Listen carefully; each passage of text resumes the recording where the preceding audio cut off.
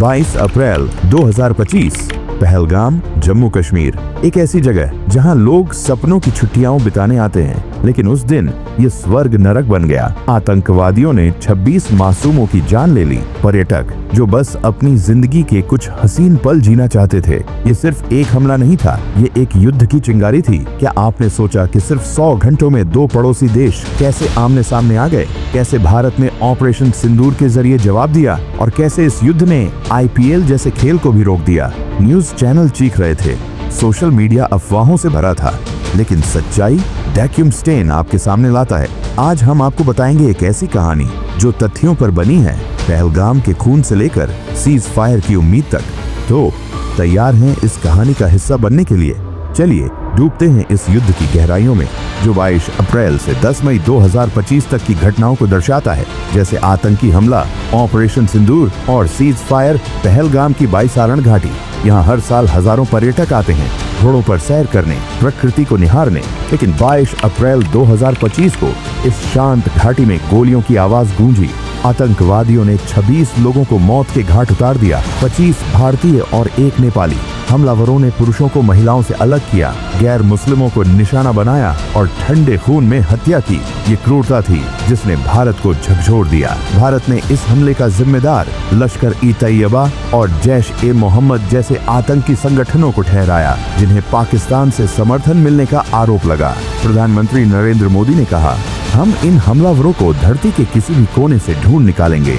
दूसरी तरफ पाकिस्तान ने इन आरोपों को खारिज किया और एक तटस्थ जांच की मांग की। लेकिन सच्चाई क्या थी? द रेजिस्टेंस फ्रंट TRF नामक संगठन ने हमले की जिम्मेदारी ली, लेकिन बाद में दावा किया कि उनका सोशल मीडिया हैक हुआ था। भारत का कहना था कि TRF लश्कर का ही एक हिस्सा है जिसे पाकिस्तान समर्थन देता है। इस हमले के बाद भारत ने कड़े कदम उठाए, इंडस वाटर ट्रीटी को निलंबित कर दिया, जिससे पाकिस्तान की पानी की आपूर्ति प्रभावित हुई। पाकिस्तानी नागरिकों के वीजा रद्द किए, अटारी बॉर्डर और व्यापार बंद कर दिया, LOC पर सैन्य तैनाती बढ़ा दी। पाकिस्तान ने जवाब में भारत के साथ व्यापार रोका और भारतीय पॉलिटिशियंस को निकाल दिया। दोनों देशों के बीच तनाव एक युद्ध की कगार पर पहुंच गया। हमले के बाद न्यूज चैनलों ने सनसनी फैलाई। कुछ ने दावा किया कि हमलावरों को मार गिराया गया, जो गलत था। वे अभी भी फरार थे।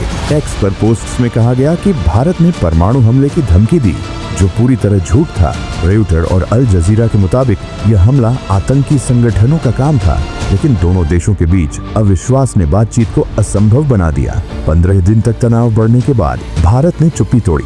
7 मई 2025 को तड़के 1:05 पर भारतीय वायुसेना ने ऑपरेशन सिंदूर शुरू किया। यह नाम उन महिलाओं को श्रद्धांजलि था जिनके पतियों को पहलगाम में निशाना बनाया गया था।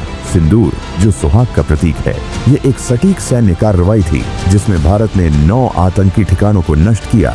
4 पाकिस्तान के पंजाब प्रांत में मुरिद के और बहावलपुर सहित, और 5 पाकिस्तान अधिकृत कश्मीर पोक्स में, जैसे मुजफ्फराबाद और कोटली।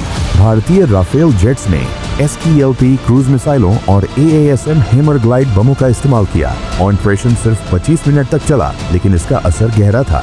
रक्षा मंत्री राजनाथ सिंह ने बताया कि इस ऑपरेशन में 100 से 140 आतंकवादी मारे गए, जिनमें लश्कर और जैश के बड़े कमांडर शामिल थे। भारत ने दावा किया कि उसने केवल आतंकी ठिकानों को निशाना बनाया, न कि पाकिस्तानी सेना या नागरिकों को। लेकिन पाकिस्तान ने कहा कि भारत के हमलों में 31 नागरिक मारे गए, जिनमें एक 3 साल की बच्ची और 2 किशोर शामिल थे। पाकिस्तान ने यह भी दावा किया कि उसने 5 भारतीय जेट्स मार गिराए, जिसे भारत ने खारिज किया।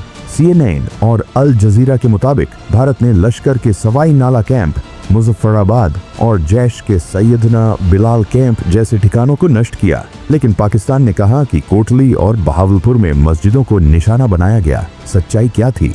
सैटेलाइट इमेज से पता चला कि मुरिद के और बहावलपुर में आतंकी शिविरों को भारी नुकसान हुआ, लेकिन नागरिक हताहतों की संख्या विवादास्पद। पाकिस्तान ने ऑपरेशन सिंदूर को युद्ध की शुरुआत करार दिया। उसी दिन पाकिस्तान ने ऑपरेशन बुनियान मारसूस, अरबी में अटल दीवार, शुरू किया। पाकिस्तानी ड्रोन और मिसाइलों ने भारत के जम्मू कश्मीर, पंजाब, राजस्थान और गुजरात में हमले किए। भारत की AS-400 वायु रक्षा प्रणाली ने इनमें से कई हमलों को नाकाम कर दिया, जिसमें 50 से ज्यादा ड्रोन नष्ट किए गए।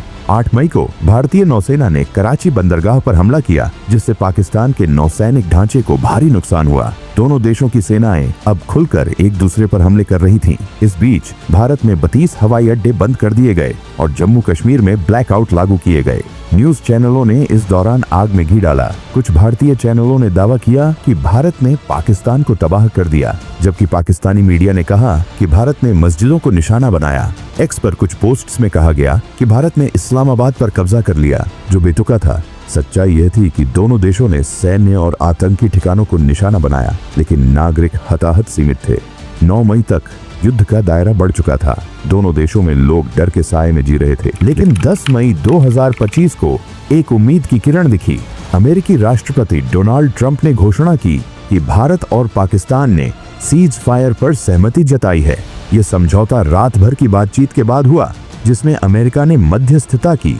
भारत के विदेश सचिव विक्रम मिस्री ने कहा, दोनों देश शाम 5 बजे से जमीन, हवा और समुद्र में सैन्य कार्रवाइयां रोक देंगे। लेकिन यह शांति ज्यादा देर नहीं टिकी। कुछ ही घंटों बाद पाकिस्तानी सेना ने LOC और अंतर्राष्ट्रीय सीमा पर गोलीबारी शुरू कर दी। जम्मू, श्रीनगर और राजस्थान के बाड़मेर में ड्रोन हमले हुए। भारत ने इसका जवाब दिया और तनाव फिर बढ़ गया। विक्रम मिस्री ने देर रात प्रेस कॉन्फ्रेंस में कहा, पाकिस्तान ने सीज फायर का उल्लंघन किया है, हमारी सेनाएं इसका जवाब दे रही हैं। पाकिस्तान ने दावा किया कि भारत ने पहले उल्लंघन किया। इस दौरान 2 भारतीय सैनिक शहीद हुए, वायुसेना के सर्जेंट सुरेंद्र कुमार मोगा और BSF के sub inspector Mohammad Imtiaz. Cease fire के बाद भी अफवाहें नहीं रुकी। कुछ एक्स पोस्ट्स में कहा गया कि भारत ने परमाणु हथियारों का इस्तेमाल करने की धमकी दी, जो झूठ था। कुछ चैनलों ने दावा किया कि पाकिस्तान ने दिल्ली को निशाना बनाया, जो गलत था। अंतर्राष्ट्रीय स्रोतों ने पुष्टि की कि दोनों पक्षों ने सैन्य ठिकानों को निशाना बनाया और कोई परमाणु खतरा नहीं था। इस युद्ध ने सिर्फ सीमाओं को ही नहीं, बल्कि भारत की आत्मा क्रिकेट को भी प्रभावित किया। IPL 2025 जो अप्रैल में शुरू हुआ था, 9 मई को इमरजेंसी में बंद कर दिया गया। कारण बढ़ता तनाव और सुरक्षा खतरे। 32 हवाई अड्डों के बंद होने से खिलाड़ियों की आवाजाही रुक गई। जम्मू, श्रीनगर, अमृतसर और चंडीगढ़ जैसे शहरों में ब्लैकआउट और हवाई हमले की चेतावनियों ने माहौल को और तनावपूर्ण बना दिया। प्रशंसक निराश थे। एक्स पर एक फैन ने लिखा, IPL रुका, लेकिन हमारी उम्मीद नहीं। इस निलंबन ने IPL की टीमें, प्रायोजकों और लाखों प्रशंसकों को झटका दिया। लेकिन सरकार का कहना था कि देश की सुरक्षा पहले है। कुछ पूर्व क्रिकेटरों जैसे शिखर धवन और वीरेंद्र सहवाग ने पाकिस्तान की आलोचना की और सेना का समर्थन किया। सहवाग ने एक्स पर लिखा, हमारा देश पहले, क्रिकेट बाद में।